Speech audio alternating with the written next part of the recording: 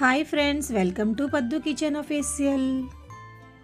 ఈరోజు నేను simple and tasty అయిన వెజ్ ఫ్రైడ్ రైస్ ఎలా చేయాలో చూపించబోతున్నానండి. దానికోసం ముందుగా నేను క్యారెట్, క్యాప్సికమ్, కాలీఫ్లవర్, ఆనియన్ చిన్న చిన్న ముక్కలుగా కట్ చేసుకున్నాను. 4 పచ్చిమిర్చి, వెల్లుల్లి, అల్లం, కొత్తిమీర తీసుకున్నాను. అలాగే ఉడికించిన రైస్ని ఒక ప్లేట్లో తీసుకొని చల్లారబెట్టుకోవాలి.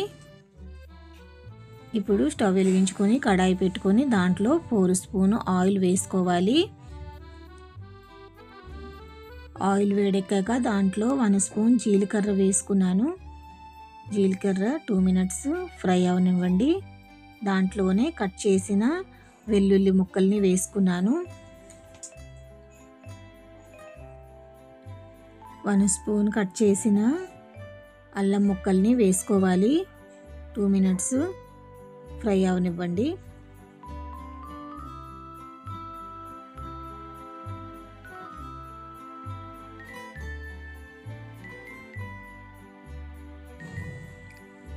ఫ్రై అయ్యాక దాంట్లోనే కట్ చేసిన ఆనియన్ ముక్కలు వేసుకోవాలి. ఆనియన్ని వేయించుకోండి. ఒక 2-3 మినిట్స్ అలాగే ఫ్రై అవనివ్వండి.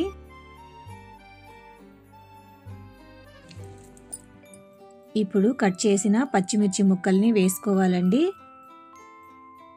పచ్చిమిర్చి ముక్కల్ని అలాగే ఫ్రై అవనివ్వండి. పిల్లల లంచ్ బాక్సుల్లోకైనా ఈజీగా చేసి పెట్టేవచ్చండి. దాంట్లోనే 1 స్పూన్ ఘీ వేసుకున్నానండి. ఘీ వేసుకుంటే టేస్ట్ చాలా బాగుంటుంది.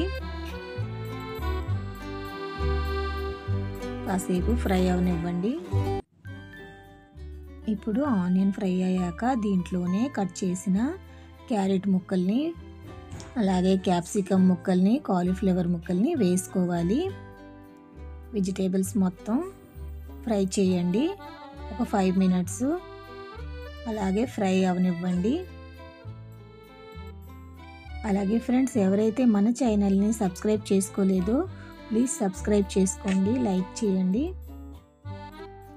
ఈ వీడియోలు మీకు ఎలా అనిపిస్తున్నాయో నాకు కామెంట్ చేయండి. ఇప్పుడు దీంట్లోనే 1 స్పూన్ సాల్ట్ వేసుకోవాలండి. టేస్ట్కి సరిపడేంత సాల్ట్ వేసుకోండి. అలాగే 2-3 మినిట్స్ ఫ్రై చేయండి. ఇప్పుడు లో ఫ్లేమ్లో పెట్టుకొని మూత పెట్టుకోండి. మూత పెట్టుకొని 2 మినిట్స్ తర్వాత మూత తీసి చూడండి వేగాయో లేదో ఒకసారి చూసి మళ్ళీ మూత పెట్టుకొని దగ్గరికి ఫ్రై అయ్యే వరకు చూసుకోండి. చాలా సింపుల్ అండ్ ఈజీ అండి. ఇంట్లో కర్రీస్ లేనప్పుడు ఇలా ఫ్రైడ్ రైస్ చేసుకొని తినేయొచ్చండి. టేస్ట్ కూడా చాలా బాగుంటుంది. అంతే త్వరగా కూడా అయిపోతుంది. ఇప్పుడు ఈ టైంలో 1 స్పూన్ ధనియాల పౌడర్ వేసుకోవాలి. 1 స్పూన్ గరం మసాలా వేసుకోవాలండి.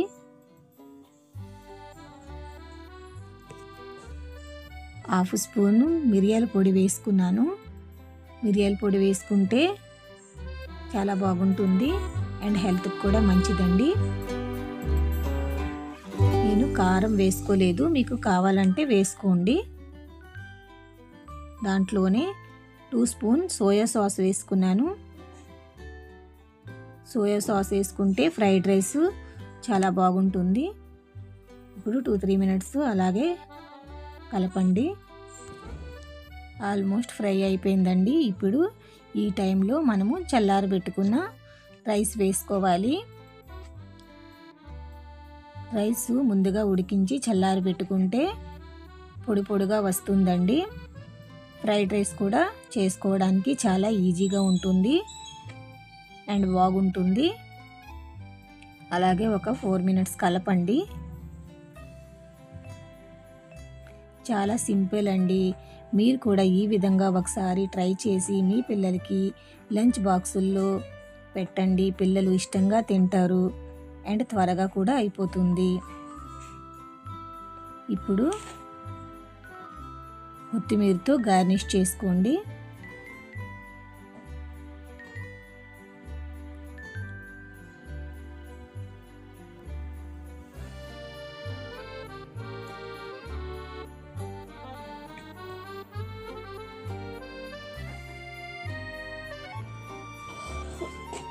ఈ సింపుల్ మెథడ్లో వెజ్ ఫ్రైడ్ రైస్ మీరు కూడా ఒకసారి ట్రై చేయండి. మీ పిల్లలకి లంచ్ బాక్సుల్లో పెట్టండి. మీకు ఎలా కుదిరిందో నాకు కామెంట్ చేయండి. అలాగే లైక్ అండ్ సబ్స్క్రైబ్ చేసుకోండి. ఇప్పుడు వెజ్ ఫ్రైడ్ రైస్ రెడీ అయిపోయిందండి. ఇప్పుడు సర్వ్ చేసుకోవడమే.